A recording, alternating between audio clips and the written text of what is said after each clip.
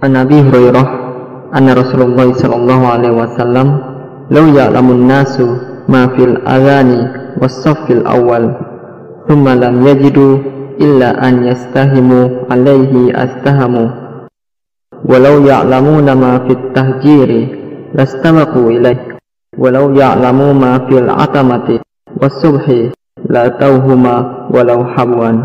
Dari Abu Hurairah radhiyallahu an bahwasanya Rasulullah sallallahu alaihi wasallam bersabda, sekiranya umat manusia mengetahui keutamaan dan pahala besar yang terdapat pada azan dan shaf pertama, kemudian tak ada jalan bagi mereka untuk mendapatkannya kecuali dengan memasang undian, tentulah mereka akan memasang undian itu.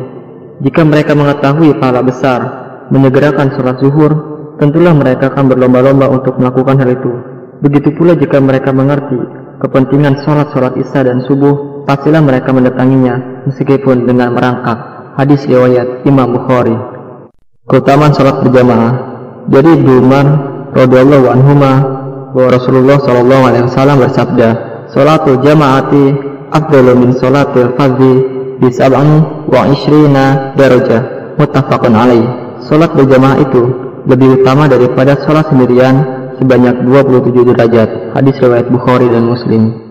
An Abi Hurairah radhiyallahu an qala atan Nabiy sallallahu alaihi wasallam rajulun a'ma faqala ya Rasulullah laisa li qaidu yaquduni ila al-masjid fasala Rasulullah sallallahu alaihi wasallam an yurakhisa lahu fayusalli fil baiti farakhasa lahu falamma walla da'ahu faqala lahu hal tasma'un nida bis shalah qala na'am qala fajib.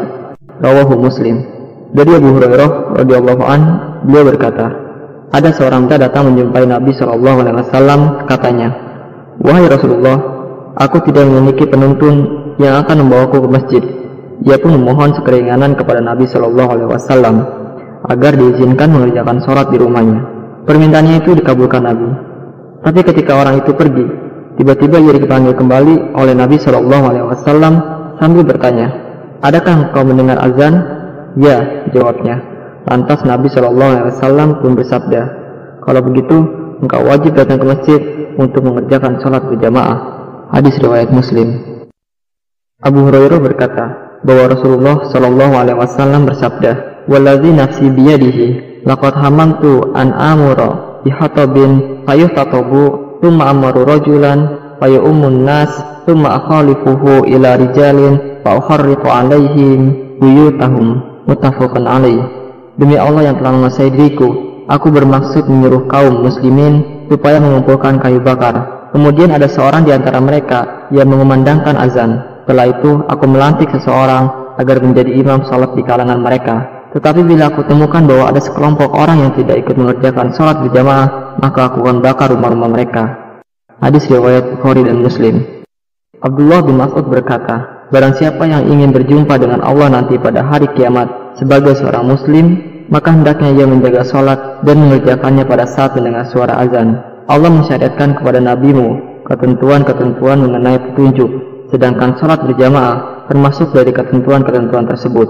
Seandainya engkau mengerjakan sholat di rumah seperti keadaan orang-orang yang meninggalkan sholat jamaah lainnya, dan engkau hanya mengerjakan sholat di rumah, berarti engkau telah meninggalkan sunnah nabimu. Apabila engkau meninggalkan sunnah nabimu, tentunya engkau semua berada di dalam kesesatan. Aku tahu bahwa orang yang suka meninggalkan sholat jamaah itu adalah orang-orang yang memang benar-benar munafik. Dahulu pernah terjadi bahwa ada seseorang dipaksa agar masuk ke dalam barisan sholat berjamaah. Hadis riwayat Muslim.